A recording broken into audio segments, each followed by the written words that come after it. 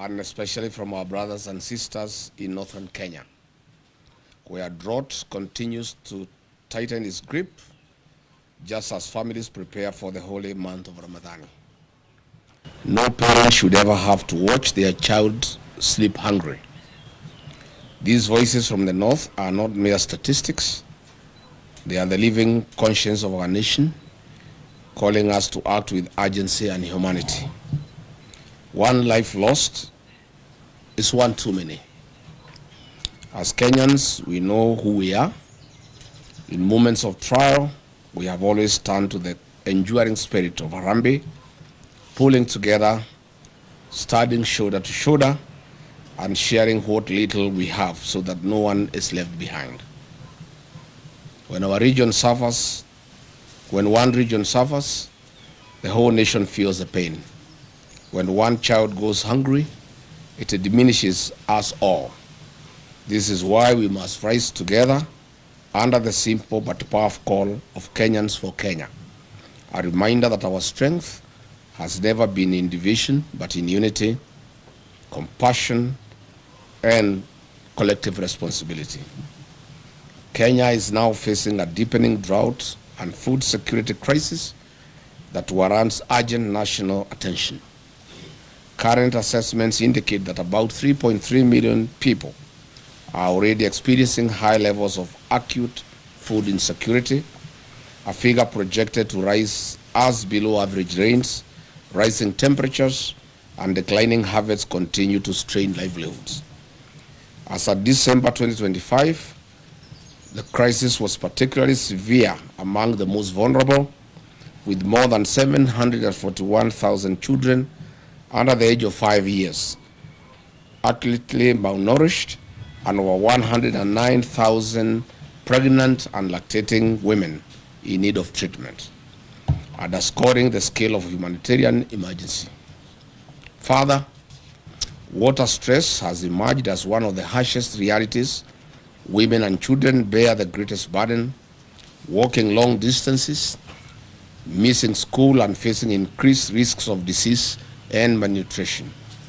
This suffering is especially painful as it unfolds against the backdrop of Ramadan, when many families already fasting for faith now endure hunger and thirst imposed by circumstances. In light of these realities, William Ruto must declare the drought in northern Kenya a national disaster.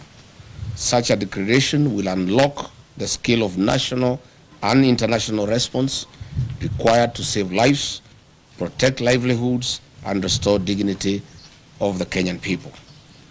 Before a drought reaches the emergency phase, a responsible leadership does preparedness. With 3 failed rain seasons, what was expected?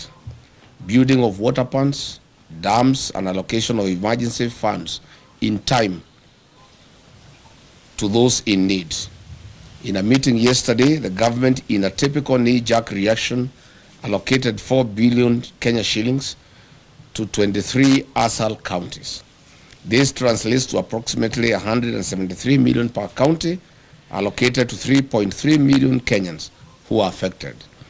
This translates to 1,200 Kenya shillings per person. These funds are way below the minimum food basket recommended by the United Nations to approximately Kenya shillings 2,700 per person in the rural areas. In an expose recently, the Office of the Deputy President spent 338 million on private jets, chartered airplanes, and choppers. Aden Duale's sharp business lost 11 billion Kenya shillings. This government does not take human life seriously. For a young man in Kenya, if they are not killing you in the streets, they are tear gassing you in church or killing you with thirst and hunger in the north. At the same time, the leaders of northern Kenya, who cannot account for Kenya shillings 1 trillion since devolution in 2013, are quiet and enjoying luxury in Nairobi as their people in the north continue to suffer from hunger and anguish. The people of northern Kenya are Kenyans. Their children are Kenyan children. Their hopes, struggles, and aspirations are part of the shared destiny of our nation. Any Kenyan oppressed or neglected today is a warning to us all. And injustice and suffering do not recognize borders or communities. We are and must remain one for all and all for one. Let this be the moment we reclaim the best of who we are, a people who do not turn away from hardship, but who meet it together with courage, with compassion, and with the unbreakable spirit of a nation that refuses to abandon its own. The spirit of Harambee must guide us. As President William Ruto tours the food insecure and water-stressed north from tomorrow to disperse the Nyota cash in Wajir, Mandera, and Garissa this week, he should know that life is more important and people are at the verge of hunger and death. In any case, the whole essence of touring the north is little on Nyota program, but to sanitize the corrupt leaders who have failed the people of northern Kenya. Furthermore, the Nyota program is a World Bank program happening in other African countries like Angola, Mozambique, Nigeria, Senegal, Benin, Togo. Yet we have not seen their presidents turn this into re-election campaign rallies across their countries. As a DCP party that is built on the philosophy of listening to the people, Kenyans have sent us overwhelming questions and concerns about the North and promises made by one William Ruto. Mr. William Ruto, as you go to dance on the podiums in the North this week starting from tomorrow, do not forget to tell the people of the North why only less than 35% of the population have access to basic clean and safe drinking water compared to the national average of about 68%.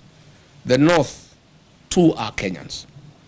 Mr. William Ruto, in the North, over 850,000 school-going children did not attend school last year, and the same for this year. Mr. William Ruto, the schools in the North have no classrooms, no laboratories, no teachers. Children standing at the trees. Does this prick your humanity, if at all any is left as you head to the North? Mr. William Ruto, health in the North is just as bad. In Mandera County, half of all women give birth at home without a nurse or a medical doctor. Only 6% of children aged 12 to 23 months are fully vaccinated. I do not know whether you understand what this means to the future of the North and Kenya. Garissa County records the highest maternal deaths in the country, with 247 women per every 1,000 dying during childbirth. Your closest friend and partner, Aden Duale, is the CS for Health, and he comes from Garissa. Tell him to explain this phenomena to the people of Garissa and the North. You should also explain why you don't ask him these hard questions. Mr. President, in Wajir County, 90% of the population lives in extreme poverty, the highest in Kenya. Marsabit records 85.8%, while Mandera, Isiolo, and Garissa each have over 77% of their people struggling to survive. These are not just numbers. They are mothers dying, children going hungry, and families suffering every day. And because, William Ruto, you are part of the mess in the North through lies and fake promises, please, before you make other promises starting tomorrow, note that the promises you have made to the North in the last 3 years are running into trillions of shillings burdened in lies. We take the trouble to remind you some of them. Mr. President, on 25th of November 2023 at Loyangalani Cultural Center in Marsabit County, while attending the Marsabit Lake Turkana Cultural Festival, you openly lied to the residents of Marsabit that they will be connected to the national electricity grid through Lake Turkana wind power by the year 2024. We are in 2026 and the status quo remains. Mr. Ruto, you lied that power main grids would be constructed immediately in the towns of Moyale, Marsabit, and North Hall. Zero works have commenced. As Ramadan nears, please give these Kenyans power. They do not need to cross to Somalia and Ethiopia to get ice cubes like they have done in previous years. Mr. Ruto, you lied that the Ministry of Mining, Blue Economy and Maritime Affairs would construct with immediate effect fish landing sites and fish processing zones in Turkana County. 3 years later, all we see is cattle rustling and ravaging drought. William Ruto, you lied that the Turkana University College would be granted a charter by the year 2024 to be a fully fledged public university. As usual, where is the university charter for Turkana University for the last 3 years? Mr. Ruto, you lied that FGM would be dealt with accordingly and perpetrators be held accountable. Today, the prevalence of FGM in Marsabit County is at 83%, ranking Marsabit County as the third highest county in Kenya in FGM prevalence. I hope you understand what this means to women and girls of Marsabit as they look forward to exploiting their full potential. Why lie to women and girls, Mr. President? Between 4th and 7th February 2025, William Ruto toured Mandera, Wajir, Isiolo, Marsabit, and Garissa counties, and as usual made a cocktail of promises, deceit, and open lies, as he'll be doing in the next 3 days as he heads to the north. On 4th February 2025, in Mandera town, he promised to end marginalization and inclusive development. A year later, Mandera County has no roads, no sewage system, the drought is killing camels, the children of Mandera study at the trees. He keeps on as allies, leaders of the Mandera who steal what is meant for the people. The people who have impoverished Mandera are his buddies and political allies. He further promised to put Mandera on the national grid through Ethiopia. To date, Mandera gets electricity on ration basis once in every 24 hours.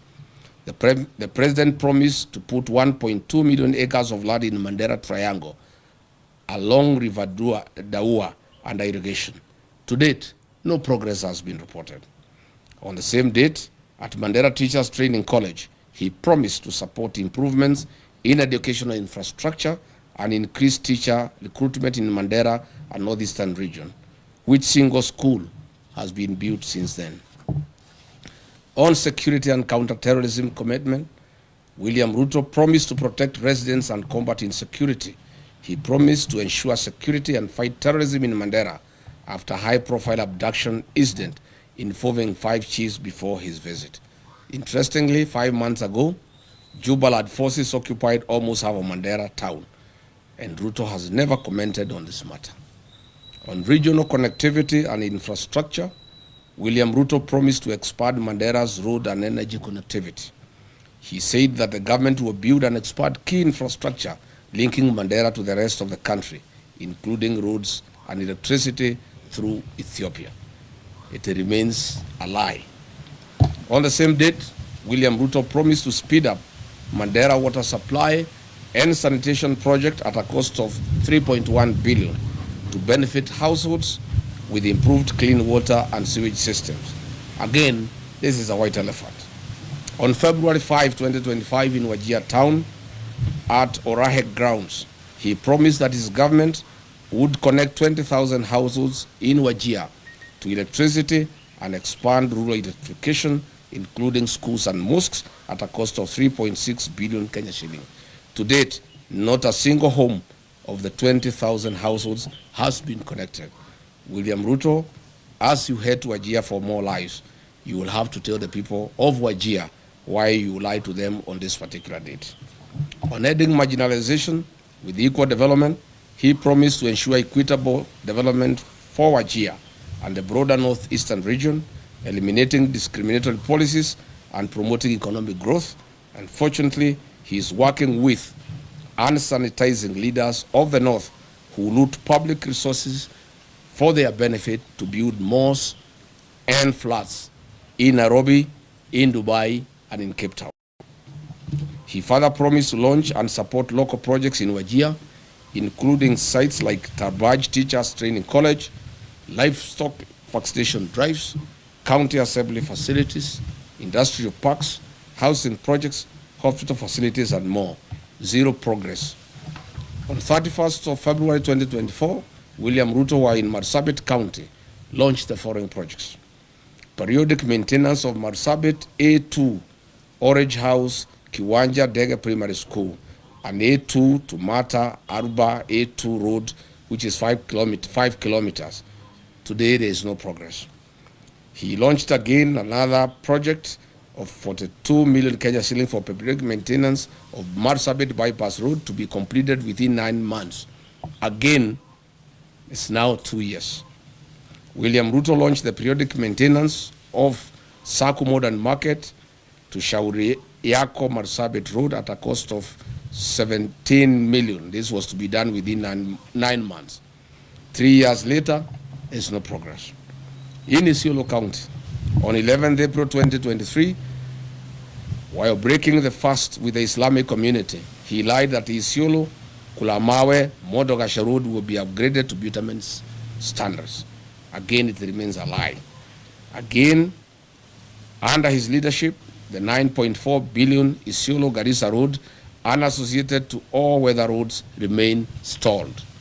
Further, the Isiolo town water and sewage infrastructure at a cost of 7.5 billion remains a white elephant. The construction of new Tana River Bridge along A3 Road and Approach roads at a cost of 2.9 billion shillings again remains a white elephant.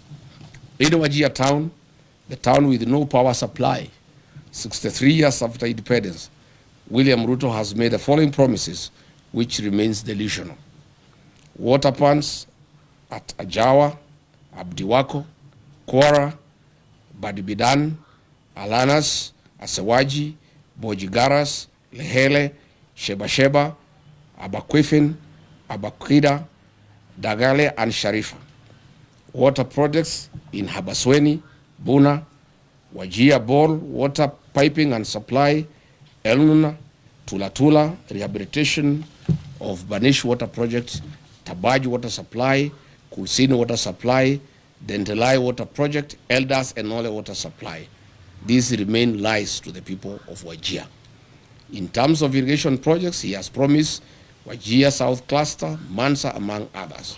Note that the above water projects are worth billions of shillings, and Mr. Ruto, get these projects moving. As you go to Wajir, tell the people of Wajir why you lied to them and why you have come back when you have not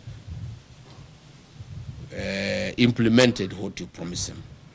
As we speak today, Wajir Level 5 Hospital and Griffith Level 4 hospitals have no sterilization and surgical sets, leave alone having reliable power supply. William Ruto, with the governor of Wajir, you may need to explain this to the people of Wajir. The construction and upgrading of bitumen standards of the following roads in Wajir County remain a campaign lie and tool for William Ruto. Habaswen Township, Elders Township roads, Bute Town roads, construction of Wajir Bypass, drift on Lokole Elders Road, and the Habasweni Mosque Water Point Road. Your poetic road of Ramu, Gari, Elwak, Kobo, Kotulo, Tarbaj, Wajir, Samatar, Modogashe, Isiolo, tell us why majority of the sections are stored for the last 3 months and workers have never been paid their money to be able to continue with the construction. Tell the people of Mandera why power is being supplied once in every 24 hours. You must say what is happening at the Mandera Kenya Power Station. Finally, William Ruto, on 4th November 2023, in Lamu County, Kizingitini, Pate Island, you lied that Kenya shilling 700 million was available for construction of Mutagawada Sea Road. People are still waiting. Where is the 1 billion shillings for the development and equipping of 9 fishing lad sites for Mukowe in Lamu, a lie you told on 27th August 2023? Good people, that's where we are. We wanted to tell William Ruto as he goes to the north, the problem of northern Kenya is a problem of accountability. theft of public resources by leaders that he wines and dines with. He is going to be with those leaders in military choppers, blowing dust and wind to hungry population with no water and food. I would like to ask him to carry food and water for the people of northern Kenya. All the mains and all the beans and rice, blankets, food and non-food items being used in central Kenya, in Nyandarua, in Kiambu, in Murang'a, Kirinyaga, Nyeri, to campaign, he should take those foods and non-food items. I found yesterday in Nyandarua trucks of blankets, trucks of rice and beans being taken to people who have food, who have potatoes, who have carrots. This food is required in northern Kenya. So that is why I called this press conference to ask President William Ruto before he goes to the north to prepare these answers for the people of northern Kenya, because it is immoral to cheat populations. These people are dying, they are hungry, they have no water, they have no food, they have no medicine, their animals are dying. And then you go to dance with them and lie to them all. Asanteni sana. Any question? Yes, citizen.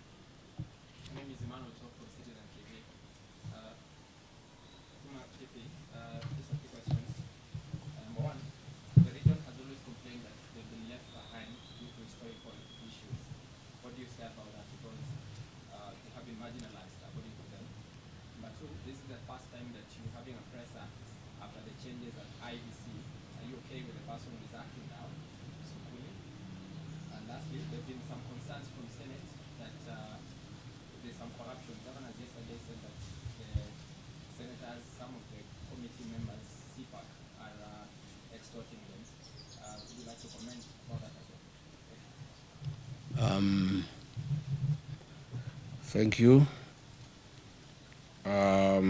What was the first question? The first question is about the historical. Yes. It is true that northern Kenya suffered marginalization historically, but lucky for them, the 2010 Constitution was very kind to the people of northern Kenya. The 2010 Constitution ushered in devolution. It brought the equalization fund. And since then, the people of northern Kenya have received billions of Kenya shillings from 2013. Again, the CDF has been a very fair program for the people of northern Kenya. Unfortunately, the marginalization that has been perpetuated by the leaders from the region. I have put them to task to explain to the people of northern Kenya where is 1 trillion shillings that has come to northern Kenya from shareable revenue through devolution, money for CDF, money for the equalization fund. When you go to Wajir, to Mandera, to Garissa, to Isiolo, to Marsabit, there's nothing on the ground. If you come here to the mountain region, you will see money meant for CDF. There are all manner of schools. All schools have tiles. Schools have cabro. They have modern buildings. If you go here to Kajiado North, the money for CDF is visible in the rest of the country. But there's nothing in northern Kenya. Zero. All these leaders are just here in Nairobi. But there is no accountability because they don't even allow audit to take place. They feign insecurity so that audit has to go into northern Kenya. If you look at the money that has been given to the governor since 2013, there are no hospitals, there are no dispensaries, there are no health centers, there are no ECDs, there are no roads, there is no water, there is nothing. Northern Kenya requires a special audit of all the funds that have been disbursed to those areas since that time. Number two, you have asked about IBC. We went to IBC and raised various issues. Of course, we did demand the removal of the CEO, and we are grateful that he has been removed. We call for a transparent and open recruitment of a CEO with no interference from the state. Further, we call upon the IBC to terminate the contracts for the mathematics system of conducting elections, the Venezuelan technology that was illegally extended by the outgoing CEO, Juan Marjan. He did it when there was no commission. It's an illegality, and that contract is illegal. And that contract should be terminated, and IBC should advertise and acquire modern and credible system for conducting our elections. Thank you. On? Yes. Most of these governors cannot complain of extortion. Why they are being is extorted, especially the ones from northern Kenya. They have stolen all the money meant for the people. So I gather the senators are reasoning that since they have stolen from the people, they need to steal from them. Of course, two wrongs don't make a right. Of course, the Senate and the National Assembly has been a theater of corruption. When I was being hounded out of office, the senators who hounded me out of office were given 10 million shillings each, and others 20 million. It's a den of corruption. And so is the National Assembly. And by extension, all public institutions. So this is something that we intend to correct when we form government. The United Opposition intends to deal with corruption head-on, because it's the greatest challenge that we have as a country. We have a very, very serious challenge where we even have budgeted corruption, and where corruption has been institutionalized and people don't find it anything wrong.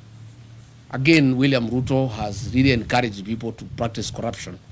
He is bribing people in the loans of State House openly when everybody can see. He calls people and gives them bribes. So once the president has shown that bribery is a way of life, the senators have learned from him, because he also started by bribing them. So when he is not available to bribe them, they have to be bribed by somebody else. And so bribery has become a normal way of life in this country, and it has been perfected by William Ruto. He is shamelessly, with his deputy, going around in the country with sacks of money stolen from institutions like Kenyatta National Hospital to bribe people for re-election.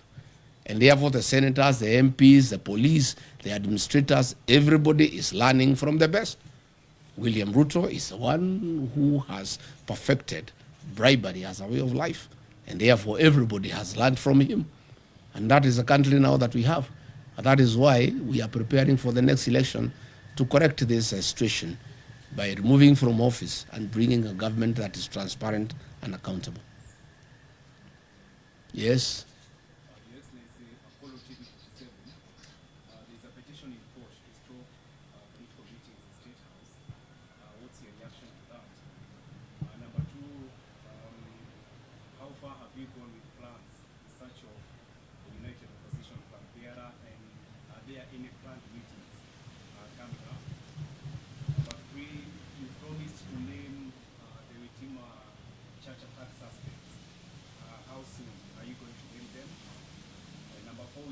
Too many questions.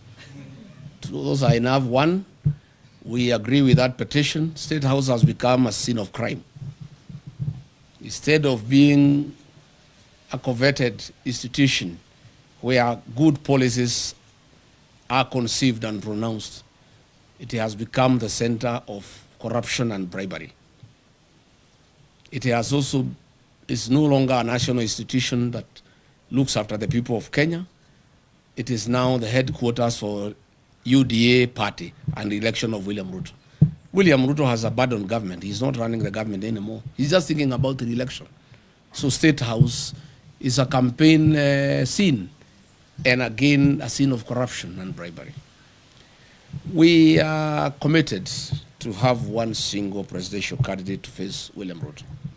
We want to ask patience from the people of Kenya. Coalition building is a delicate affair, but the people of Kenya have been very clear to us that they want one candidate to face William Ruto, and we want to give them that commitment. On my part, I want to give that commitment. And when I listen to my sister Mother Karua and my other brothers in the alternative government, they are all committed that we shall have one single presidential candidate to face William Ruto. What I want to ask is patience, and there is no hurry. Mwai Kibaki, the third president of the Republic of Kenya, was named as the opposition flag bearer on the 14th of October 2022, when the election was on 27th December the same year. 2 months, 13 days apart.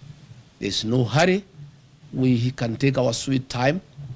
If you ask me, we should not be in a hurry. Anything from March, April next year is good enough. We told IG Kaja that we shall go back on the 16th for a report. We want to hear from him. I have information William Ruto has said those people should not be taken to court because he will be indicted. And he will be shooting himself in the foot because they are actually policemen and politicians very close to him. The investigations have actually unearthed all the police officers who were on the scene and the politicians who hosted them and who planned the attack. But there will be a very serious cover-up. I have information that William Ruto has said that he would not allow the prosecution of those politicians and those policemen because his government will be right in the center of it. But let's cross the bridge when we get there. We'll go to see the IG on the 16th. He promised us that he'll give us progress report. And we told him we want arrest and prosecution by then. But let's cross the bridge when we get there. Last one. Yes.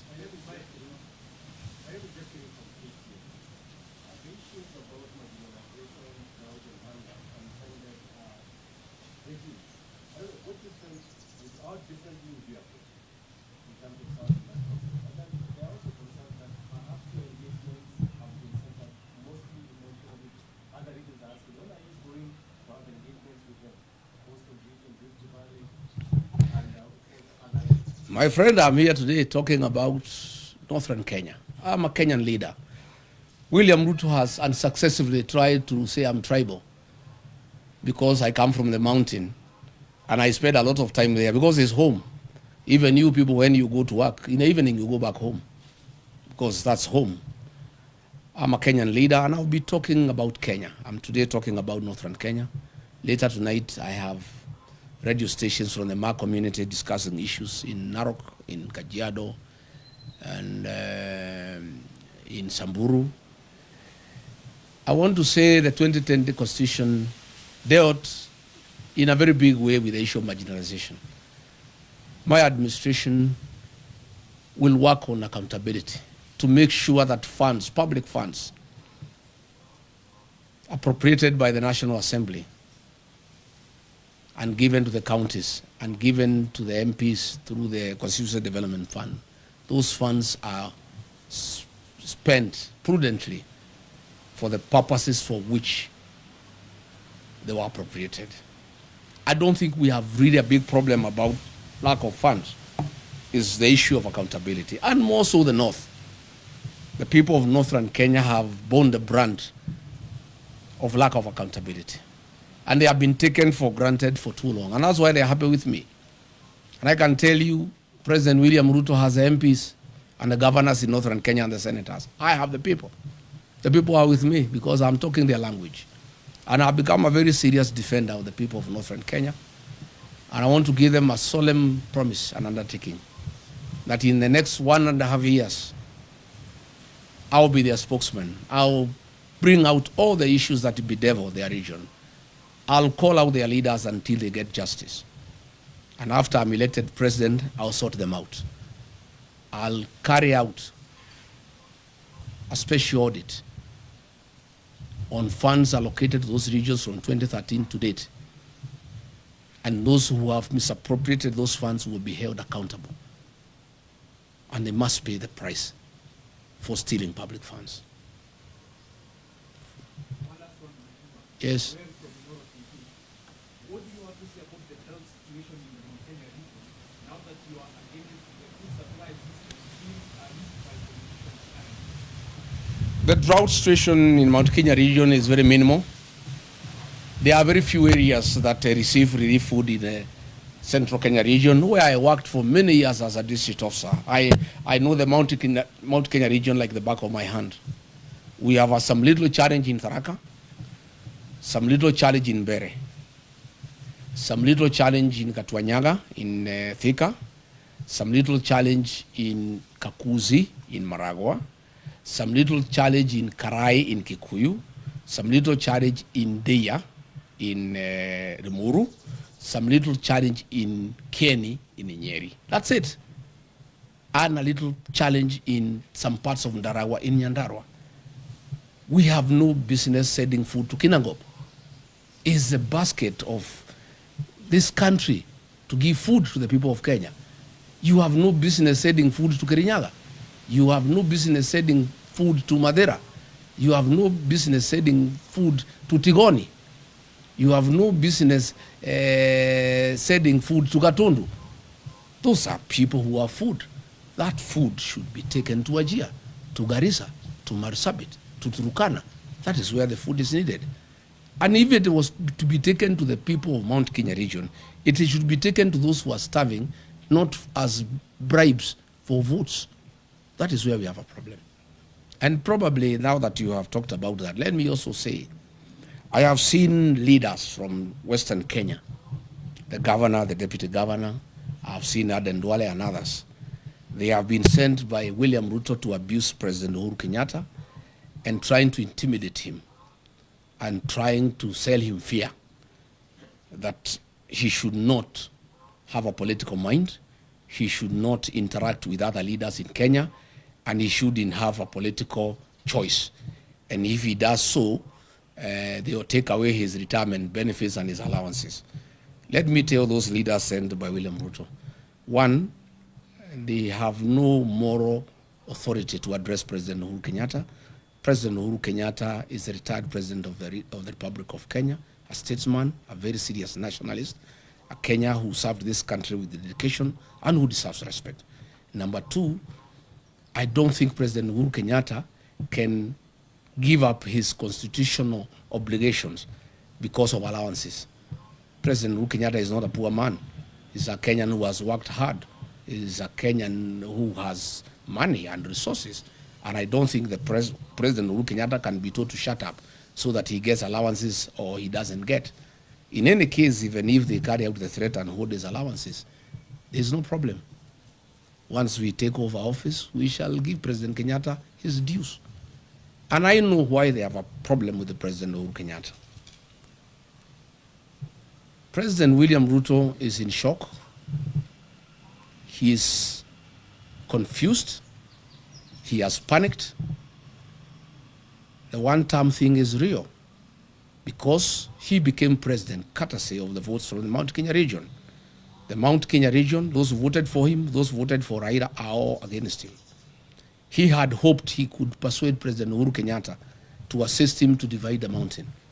Even when he went to cry to him in Ichaweri, he was there on a mission to see how he can get President Uhuru Kenyatta to see whether in one way or another he could cause some confusion and the mountain is divided so that the mountain vote does not go to somebody else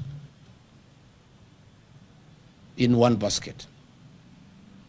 President Uhuru Kenyatta cannot allow President William Ruto to divide the mountain. President Kenyatta and I and other leaders, Martha Karua, Justin Muturi, Mithika Linturi, will do whatever it takes to make sure the mountain is united, because that vote is very important to this country, and it is a vote that will help the rest of Kenyans get rid of William Ruto. So I want to ask William Ruto to stop sending junior leaders to abuse President Uhuru Kenyatta. President Uhuru Kenyatta left you a great country. When he left office, the health system was working. In 3 years, you have destroyed the health system. When President Uhuru Kenyatta left office, the university, the Higher Education Loans Board was working. 3 years down the line, you have destroyed it. When President Uhuru Kenyatta left office, there was capitation for primary schools and secondary schools. 3 years down the line, children are at home. Stop blaming President Uhuru Kenyatta for your political problems and challenges. You destabilize your own government. You lie to the people of Kenya. You have made corruption a way of life. You have made bribery the epitome of State House. The challenges that you have as a president are of your own making. And stop blaming President Uhuru Kenyatta. Stop sending leaders to abuse President Uhuru Kenyatta. And I want to challenge William Ruto, if he's a man enough to abuse President Kenyatta himself. Stop sending some leaders to abuse President Kenyatta on your behalf. Do it yourself if you are man enough. Abuse him. And let me say, I will not allow President Uhuru Kenyatta to be intimidated. I have a responsibility as a leader from the region to defend our son, our kinsman. President Uhuru Kenyatta must be allowed to retire in dignity. He must be allowed to enjoy his constitutional freedom to do whatever he wants. If he wants to work with us, why not? If he wants to work with Gachagua to unite the mountain, to unite Kenya, why not? And I want to tell William Ruto, I heard him saying that Azimio cannot be anything without ODM. He is lost. The ODM of Raila Odinga is not the ODM of today. What William Ruto is holding is a shell of ODM, the fake one, of Junet Mohammed, Gladys Wanga, and Oburu Odinga. The ODMB, the one with the people, is gone and is in one term. The people of Ukambani are gone, they are in one term. The people of Kisii are gone, they are in one term. The mountain is gone, is in one term. And by the way, there is no UDA without the mountain. It's a shell. So let him not, and he should know, Azimio only lost because the mountain did not go to Azimio in total. As we talk, the mountain, Azimio, United Opposition, ODMB, all of us are in one term. We'll get 70+1 and we'll make him one-term president. So let him stop sending people to abuse President Uhuru Kenyatta. Let him not demean Azimio. Let him deal with his own challenges that are self-inflicted. He mismanaged politics. He mismanaged the country. He made corruption a way of life. He made lies as his trademark. And Kenyans are fed up because they can see through him. And therefore, he should sort out his own problems, and he should not send people to blame President Uhuru Kenyatta for his woes. And I want to say to the people of Kenya that I will take time. Anytime Uhuru Kenyatta is attacked, I must defend him as our retired president, as my brother, as my kinsman. And I have a responsibility to do so. And that I'll be able to do from time to time. Thank you very much, asanteni sana. Mungu abariki. I think we have said enough, asanteni.